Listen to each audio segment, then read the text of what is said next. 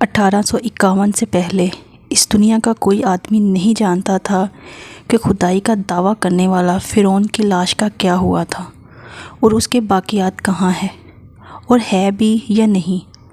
توریت، انجیل اور قرآن مجید میں اس واقعہ کا تفصیل سے ذکر ملتا ہے۔ موسیٰ علیہ السلام اور بنی اسرائیل کا پیچھا کرتا ہوا فرعون پانی میں غرق ہو کر اپنی فوج سمیت مر گیا تھا، جبکہ حضرت موسیٰ علیہ السلام اور بنی اسرائیل اللہ کے حکم سے سمندر کے بیچ بننے والے راستے سے گزر گئے تھے۔ اس کے بعد فرعون کا کیا ہوا تھا، اس بارے میں بابل اور توراۃ خاموش ہیں، لیکن قرآن مجید میں اس کے انجام کے بارے میں ایک بہت ہی عجیب بات کہی گئی تھی، جس کی کسی کو بھی سمجھ نہیں تھی کہ اس کا کیا مطلب ہے۔ سورہ یونس میں فرعون کا انجام کچھ اس طرح فرمایا گیا تھا: بس ہم تیرے بدن کو سمندر سے نکال کر محفوظ کر لیں گے تاکہ تو بعد میں آنے والوں کے لیے عبرت بن جائے۔ یہ واقعہ آج سے 3500 سال پہلے پیش آیا تھا۔ دراصل فرعون کے سمندر میں ڈوب کے مرنے کے بعد سمندر نے اس کے جسم کو اللہ کے حکم سے باہر پھینک دیا تھا، جبکہ باقی لشکر کا کوئی نام و نشان نہیں ملا۔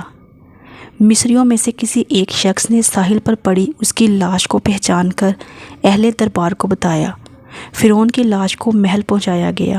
درباریوں نے مسالے لگا کر اسے پورے شان و احترام کے ساتھ تابوت میں رکھ کر محفوظ کر دیا۔ ممی بنانے کے اس عمل کے دوران ان سے ایک غلطی ہو گئی تھی۔ فرعون، جو کہ سمندر میں ڈوب کر مرا تھا اور مرنے کے بعد کچھ عرصہ پانی میں رہنے کی وجہ سے اس کے بدن پر سمندری نمک کی ایک تہہ جم گئی تھی، مصری نے اس کی لاش پر اس تہہ کو اسی طرح رہنے دیا اور اسے بند کر دیا۔ وقت گزرتا رہا، زمین و آسمان نے بہت سے انقلاب دیکھے جن کی گرد کے نیچے سب کچھ دب گیا، یہاں تک کہ فرعون کی بند کی ہوئی لاش بھی زمین میں دب گئی۔ فرعونیوں کے نام صرف کتابوں اور ان کی تعمیرات اور لوگوں کے ذہن میں رہ گئے تھے۔ اس واقعہ کے 2000 سال بعد اس دنیا میں اللہ کے آخری نبی حضرت محمد صلی اللہ علیہ وآلہ وسلم تشریف لائے۔ آپ پر نازل ہونے والی آخری کتاب قرآن مجید میں فرعون کے قصے بڑی تفصیل کے ساتھ بیان کیے گئے ہیں۔ اسی سلسلے میں اس فرعون کے جسم محفوظ کرنے کے متعلق آیت بھی نازل ہوئی تھی، جس کی سچائی پر اہل ایمان کا پختہ یقین تو تھا، لیکن وہ سمجھنے سے قاصر تھے کہ اس خدائی کا دعویٰ کرنے والے کی لاش کہاں محفوظ کی گئی ہے اور اسے کسے عبرت کا نشان بنایا جائے گا۔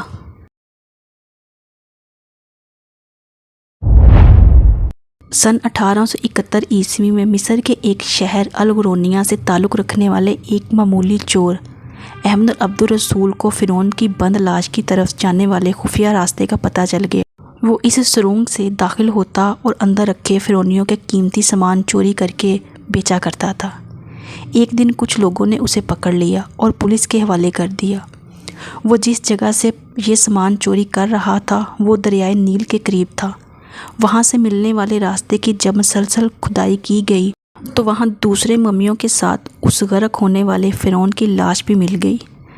اس کے کفن پر سینے کے مقام پر اس کا نام لکھا ہوا تھا۔ ان ممیوں کو ماہرین قاہرہ لے گئے۔ جب ان ممیوں کا جائزہ لیا گیا تو فرعون کی ممی پر جمے نمک کی تہہ سے یہ تصدیق ہو گئی کہ یہ وہی فرعون ہے جسے اللہ نے پانی میں غرق کر کے بدترین انجام سے ہمکنار کیا تھا۔ یہ بہت بڑی کھوج تھی، لہذا دنیا بھر کے ماہرین مصر آنے لگے۔ اس کی جانچ کرنے کے بعد دنیا بھر کے ماہرین نے یہ تصدیق کر دی کہ یہ وہی فرعون ہے جو موسیٰ علیہ السلام کے موجودہ وقت کا تھا اور خدائی کا دعوے دار تھا۔ اس کی لاش کو عجائب گھر میں محفوظ کر دیا گیا۔ 1982 میں فرعون کی ممی خراب ہونے لگی تو اس وقت کی مصری حکومت نے فرانس کی حکومت سے درخواست کی کہ یہ فرعون کی ممی کو خراب ہونے سے بچایا جائے، لہٰذا مصری اور فرانسی سائنسدانوں نے مل کر ممی کو فرانس لے جانے کا فیصلہ کیا۔ جب فرعون کی لاش کو فرانس پہنچایا گیا تو ایئرپورٹ پر اس دور کے فرانسی صدر خود حکومت کے تمام عہدے دار اور فوج کے افسروں کے ساتھ استقبال کے لیے موجود تھے۔ فرعون کا استقبال کسی عظیم زندہ بادشاہ کی طرح کیا گیا تھا۔ فوجی دستوں نے توپ کی سلامی دی اور پھر ممی کو ماہر ڈاکٹروں کی ٹیم کے حوالے کر دیا گیا۔ اس ٹیم کی سربراہی ایک ڈاکٹر نے کی تھی۔ مائکروسکوپ ٹیسٹ کے ذریعہ ممی کے تمام اعضاء کا باریکی سے جائزہ لیا گیا تو معلوم ہوا کہ اس کی لاش اور جسم میں سمندر کے ذرات ابھی تک موجود ہیں۔ ڈاکٹروں نے اس ممی کے متعلق مزید جاننے کی کوشش کی تو انہیں معلوم ہوا کہ اس ممی کے متعلق مسلمانوں کے نبی حضرت محمد صلی اللہ علیہ وآلہ وسلم پر اتری کتاب قرآن مجید میں تفصیل سے واقعہ درج ہے۔ انہیں علم تھا کہ جہاں سے یہ لاش ملی ہے وہ ایک اسلامی ملک ہے، لہٰذا تجسس کے ہاتھوں مجبور ہو کر وہ مصر پہنچ گئے۔ چونکہ وہ ایک سائنسداں تھے لہٰذا انہوں نے مصر کے ہی ایک سائنسداں سے ملاقات کی۔ اس نے قرآن پاک کھول کر ڈاکٹر کو سورہ یونس کی ان آیتوں کا ترجمہ لفظ بر لفظ سنایا۔ فرعون کا خدائی کا دعویٰ، اس کا پانی میں ڈوب کر مرنا، پانی سے نکال کر اس کی لاش کو بند کر دینا اور پھر دوبارہ لاش کا ملنا اور جدید سائنسی طریقے سے اس کی لاش کو محفوظ کرنا، ان سب کا اشارہ ایک جانب تھا اور وہ بہت واضح تھا۔ تجھے بعد میں آنے والوں کے لیے عبرت کا نشان بنا دوں گا۔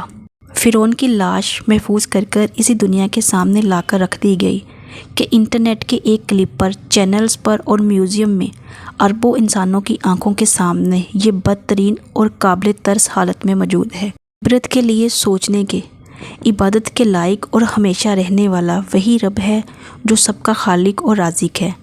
ڈاکٹر نے آیت کے ترجمے کو سن کر پکار اٹھا، اللہ سچا ہے، قرآن سچا ہے اور اللہ کے نبی سچے ہیں، اور کلمہ پڑھا اور مسلمان ہو گئے۔